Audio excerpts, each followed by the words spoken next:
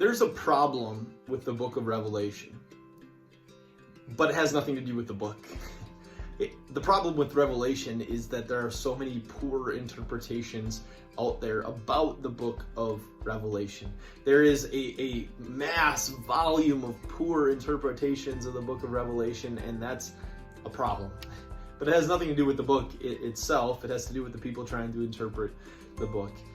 And unfortunately, that can make the book of Revelation seem like a daunting task for anybody that dares to open up and try to read it. Because the book of Revelation seems like this cryptic message that no one can get to the bottom to, or it seems like some sort of riddle that no one can figure out, and that makes it hard to even approach reading it. It's not the most approachable book for those reasons. But here's one way that we could maybe help clear that up. And it has to do with the genre of writing. Now, you're probably familiar with the word genre. We use it to talk about different types and styles of music. We do use it to talk about different types and styles of literature, too. There's historical fiction and biographies and novels and sci-fi and all sorts of different genres of literature. Well, within the Bible, there are these different genres of literature as well. And so the book of Genesis, which communicates history, is going to be read differently than the book of Psalms, or the end of the book of Exodus, which lays out the law. In one, you have a history in Genesis. In the Psalms, you have poetry. And in the end of Exodus, you have this law code that's laid out for the people. You're going to read those sections differently because they're different genres, they're different styles. And for one thing, we can give thanks to God for that, right? We can give thanks to God for the fact that He's trying to communicate with His people using multiple avenues of communication.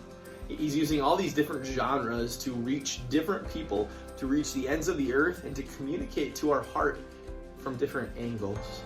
And we give thanks to Him for that. But Revelation itself is a different genre. It's apocalyptic literature. You'll find some apocalyptic literature in the book of Daniel, or in the book of Ezekiel, and also in Revelation. That's really what Revelation means. It really means the apocalypse. And so here's a simple definition for you to keep in mind when you're thinking of apocalyptic writing, this genre of writing. This is from one of our seminary professors, sainted seminary professor.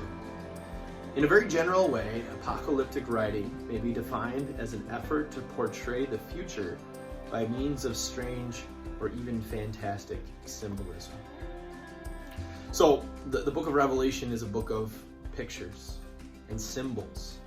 These things are meant to communicate to us the future, but they're meant to communicate the future with the main message in mind.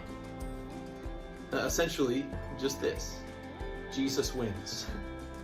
If we had to summarize, and this is probably overly simplistic, but Revelation, the main message is Jesus wins.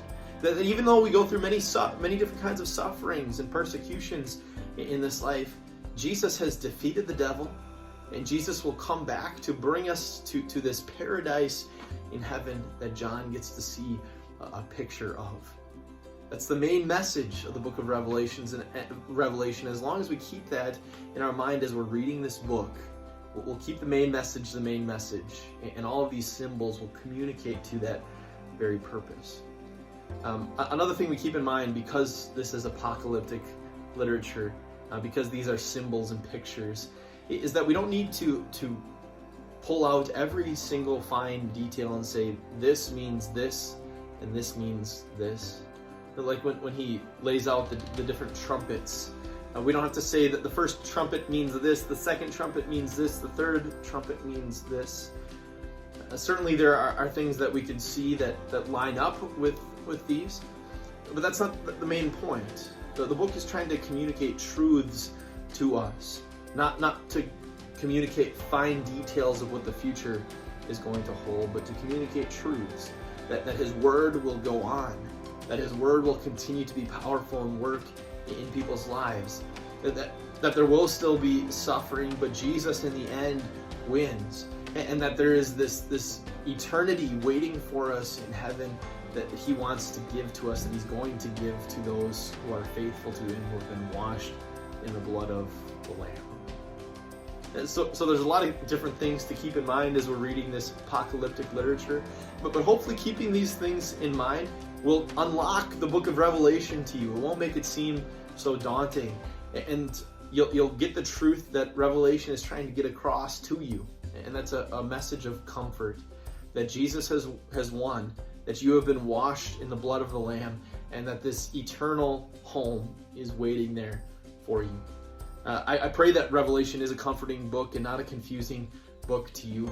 And as long as we keep the genre and the main message in mind, we're well on our way to that being the case. May God bless you as in your study and as you continue to be connected to his word.